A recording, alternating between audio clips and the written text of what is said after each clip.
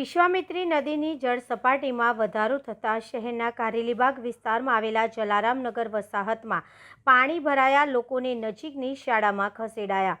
ઉપરવાસમાં ભારે વરસાદ તથા શહેરમાં ધીમી ધારે સતત વરસાદના કારણે વિશ્વામિત્રી નદીની જળ સપાટીમાં સતત વધારો થઈ રહ્યો છે। ત્યારે રવિવારે સવારે વિશ્વામિત્રી નદીની જળ સપાટી 22 ફૂટે પહોંચતાની સાથે જ કારેલીબાગ વિસ્તારમાં વિશ્વામિત્રી નદીના કાંઠે આવેલા જલારામનગર વસાહતમાં વિશ્વામિત્રી નદીના પાણી લોકોના ઘરોમાં પ્રવેશતા તંત્ર દ્વારા લોકોને સલામત સ્થળે ખસી જવા સૂચના આપવામાં આવી હતી। સાથે જ અહીંથી લોકોને નજીકની શાળામાં ખસેડાયા છે।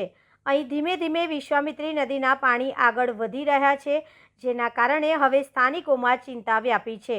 લોકોની ઘરવખરીને નુકસાન સાથે સાથે મગર અને સરીસૃપ જીવોનો ખતરો પણ વધ્યો છે। શાળામાં ખસેડવામાં આવેલા લોકો માટે NGO તથા સમાજસેવી સંસ્થાઓ દ્વારા જમવાની વ્યવસ્થા કરવામાં આવી રહી છે।